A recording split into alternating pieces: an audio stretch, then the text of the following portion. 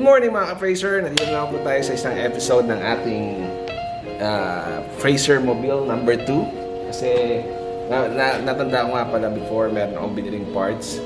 Gusto ko try kung pwede dito. Kasi kung mapapansin nyo, medyo light na yung tint niya dahil siguro sa faded na. So, kasi mainit sa atin. So, kung lagyan ng visor, may nabili ko lang visor before. Hindi ko pa na ilalagay. So, siya, ladies and gentlemen. Ito-try ko lang kung nakasyang ba pwede. Then, tignan natin. Okay, nabuksan natin siya. So, bubuksan natin. Nabuksan na naman siya ikabit.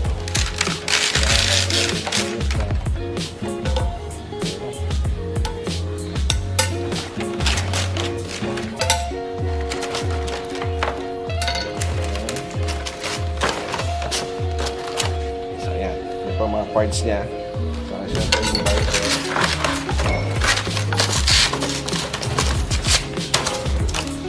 Alam mo dati yung Nissan ko, may ganito. Alam mo, kalas-kalas. Tatagalan ka. Kalas-kalas din. May spring yan eh. Okay.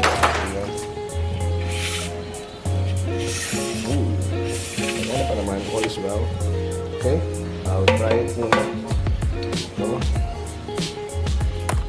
Wet ka.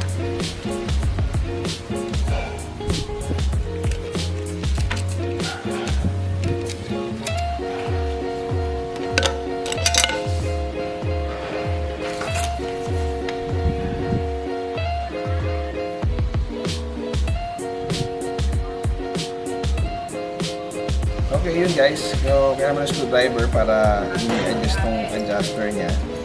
Kasi may adjuster yan eh, para fit dun sa likod na salamin. So, ayan.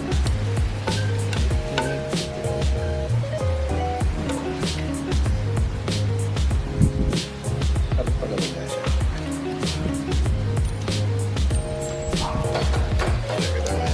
Kaya guys ha.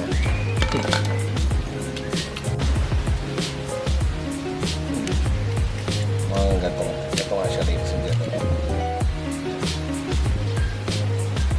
Ayan natin mamaya. Pumaya naman natin.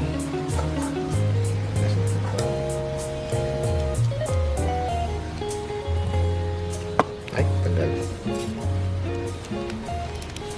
Adjust natin ulit siya. The Fracer. Naayos ko na yung mga stand. So, i-fit ko na lang po sa likod. Ayan, tumita po ito. Makikita niyo po mamaya. So, let's go check it out. Okay, ang problem ko dito, kung nakikita ang problem, kasi may third brake light ako eh. So, yung may ito sa gitna. Hindi ko lang alam kung baka mamaya tumama sa third brake light yung sunshield. Kaya, let's see kung anong may inyaman.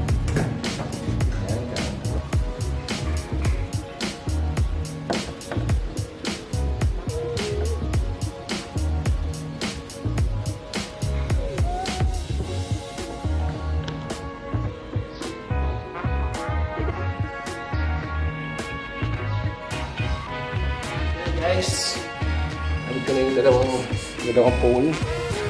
Ayan, kasi tama ka kasi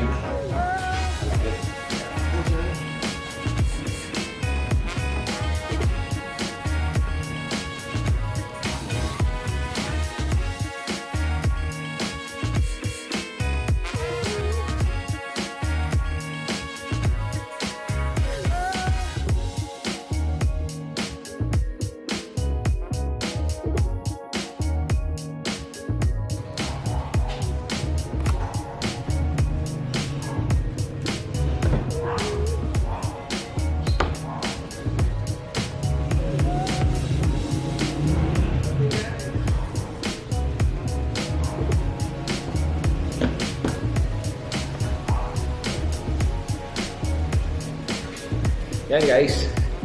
So, may protection na tayo sa init, sa likod. And wala pang tint. Ayan po. Yan na po ang ating finished product.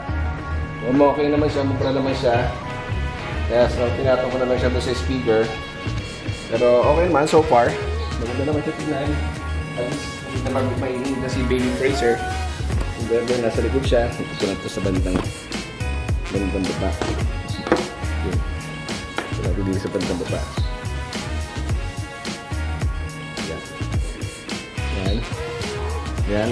Okay. Siyempre, safety first. Pero dapat siya on board na yan kasi malaki na si Baby Fracer. Anyway, yan po ang ating finished product. So mga ka-Fracer, natapos ko na po yung ating windshield visor para sa likod. So, if you guys like the video, don't forget to subscribe, like, and share this video. And don't forget to click that bell button para updated kayo lagi dito sa aming mga project at sa mga video namin. Salamat mga ka-Fracer. Thank you!